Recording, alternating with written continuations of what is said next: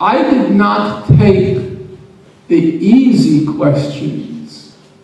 I took what by everybody's agreement is the most controversial, the most allegedly complicated questions.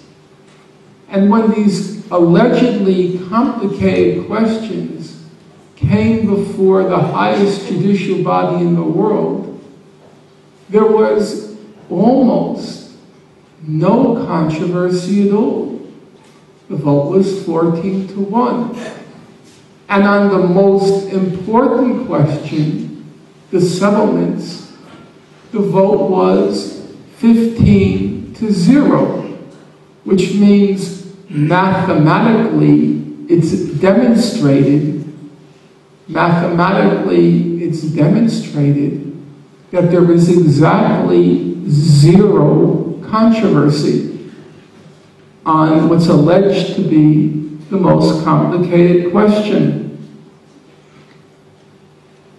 Now, I want to try in the time that remains to go through some of the history, the human rights, and the diplomatic record to illustrate this point further, and then I'll keep my watch in front of me, and I guess I should stop in 20 minutes to leave time for questions and answers for a half hour, so it doesn't really leave me very much time.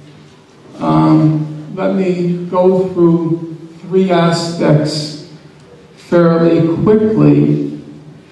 There are a number of older people in the room, and for those who have followed the conflict for the last, say, 30 years and more, when the historical question, the history of the conflict, is discussed, it used to be that the most complicated question was, how did the Palestinians become refugees in 1948? In the course of the creation of Israel, about 750,000 Palestinians from the area that became Israel ended up outside the newly formed state of Israel, and they ended up in refugee camps in Gaza, the West Bank, Jordan, Lebanon, Syria, mostly in those areas. And Israel, for a very long time, and many people believed it, Israel said, it wasn't our fault that they became refugees. What happened was the invading Arab armies, they gave instructions to the Palestinians using radio broadcasts. They gave instructions to the Palestinians to leave their homes and to make space for the invading Arab armies to throw the Jews into the sea, and then after the Jews have been thrown into the sea, the Palestinians can return to their homes. For a very long time, that was largely believed by people. But by the late 1980s, a large number of historians, most importantly in this case, Israeli historians, started to go through the documentary record looking at Israeli documents. And they came to the conclusion, which is now widely accepted by almost all historians, that what happened in 1948, to use the words of the most knowledgeable historian on the topic, an Israeli named Benny Morris, he said what happened in 1948 was an ethnic cleansing. As I said, nowadays, nobody takes seriously the Israeli claim that Arab radio broadcasts were responsible.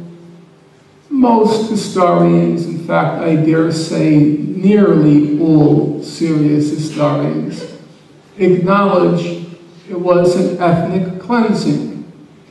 The only real debate is whether it was intentional, that Israel planned the ethnic cleansing ahead of time, or were these refugees just a result of wartime conflict? As we all know, wars produce refugees. To give you an indication of how narrow the debate is now, you take the case of Israel's former foreign minister, a fellow named Shlomo Ben-Ami. And Mr. Ami recently wrote a book.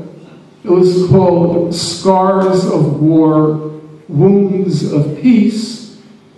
And Mr. Ami, Shlomo Ben-Ami, Mr. Ben-Ami, he says, it's clear that what happened in 1948 was an ethnic cleansing. But Mr. Shlomo Ben-Ami, the former foreign minister, he says, I don't agree that it was just the result of war.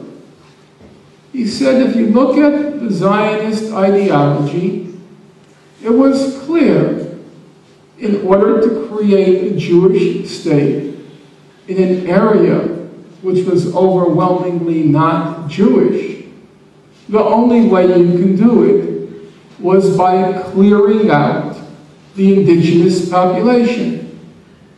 And that during the war, there was an opportunity to do so. And that's what the newly born state of Israel proceeded to do. Aside from the question of the refugees, the other main historical question has always been who was responsible for all the wars between Israel and its Arab neighbors, and between Israel, the conflict between Israel and the Palestinians in the occupied territories. Israel likes to say that all of its wars were wars of self-defense, or what they call wars of necessity. These were wars which Israel says they had no choice but to fight. They had no other option. These were wars of self-defense.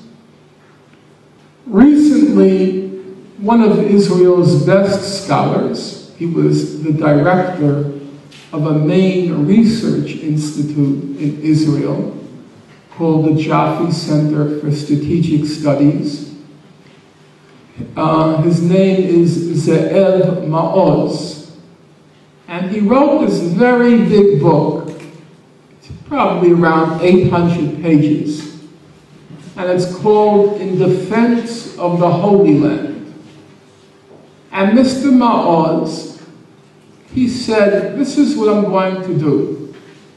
I am going to look at all of the scholarship, all of the research that has been written by all other historians on all the wars. The 48 war, the 56 war, the 67 war, the 73 war, the 82 war, and so on. I left out quite a few. I just listed the ones which most of you would know. He said, I'm going to look at all the scholarship, what all the other professors and researchers have written